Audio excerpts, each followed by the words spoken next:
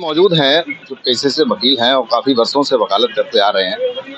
इनसे ज़रा जानने का प्रयास करेंगे कि इनके नज़रिए से जो दृष्टिकोण है इनका, उससे क्या कुछ परिवर्तन जो हुआ है, उससे क्या फ़ायदा मिलने वाला है, क्योंकि ये इनके लिए एक आम बात है, क्योंकि रोज़ाना का काम है, केस आते हैं और धाराएँ थीं जो रटी हुई थी अभी तक, उनमें परिवर्तन आया है, तो उनमें किस तरह से क्या परेशानियाँ आने वाली हैं आगे चलकर, क्योंकि पहले की जो धाराएँ थी वो तो आपको याद थी, अब धाराओं को बदल दिया गया है, तो समय लगेगा उसमें याद करने में, या याद हो चुकी हैं?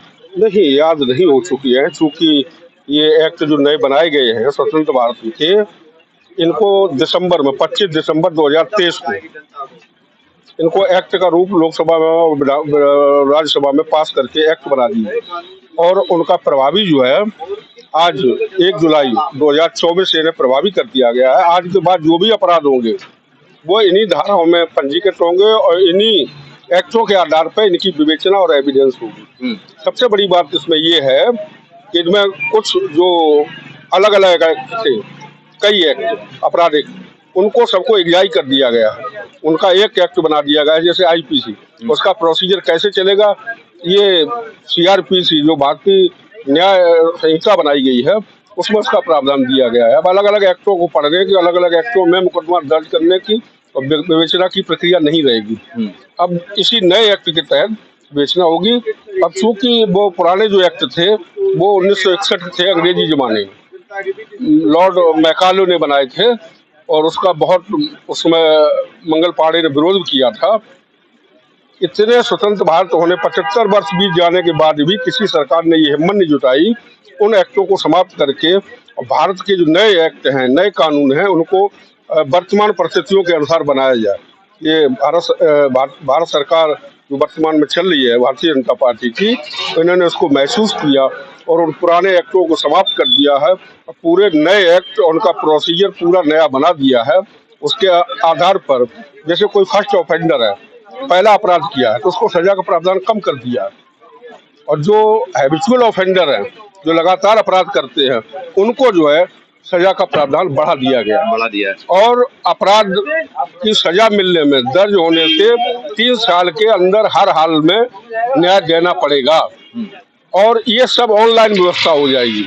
जितनी भी प्रक्रिया है, एफआईआर से लेके मेडिकल से लेके जो विवेचक प्रक्रिया करेगा वो भी सब ऑनलाइन होगी।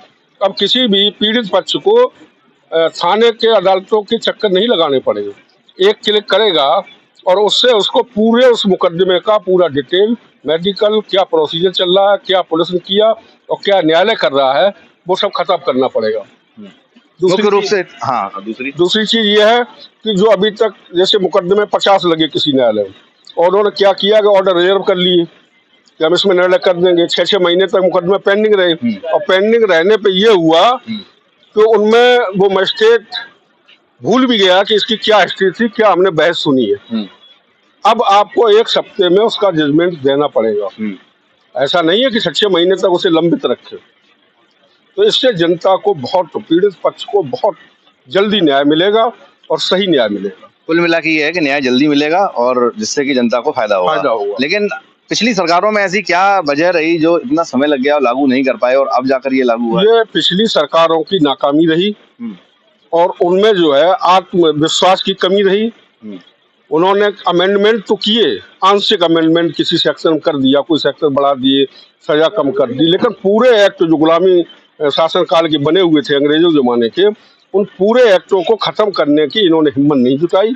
वो भारतीय जनता पार्टी ने करके दिखा दिया है। पुराने कानून अंग्रेजी जमाने के सब खत्म कर दिए हैं और वर्तमान स्वतंत्र भारत के जो कानून होने चाहिए वो उन्होंने कानून प्रभावी कर दिए।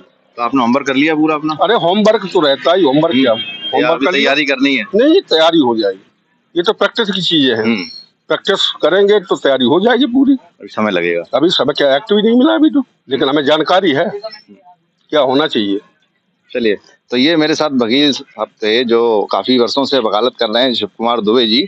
तो इन्होंने देखा, आपने कितनी बारीकी से सब कुछ बताया कि जो पुराने कानून थे उसमें क्या परेशानियां थीं और जो नए कानून आए हैं इसमें क्या जनता को फ़ायदा मिलने वाला है और क्या वजह रही जिस कारण इसमें इतना समय लग गया है इसको लागू करने में। इन सारे सवालों के जवाब दिए इन्होंने। आप देखते रहिए हमारे साथ, ATN समाचार बने रहिए। धन्यवाद।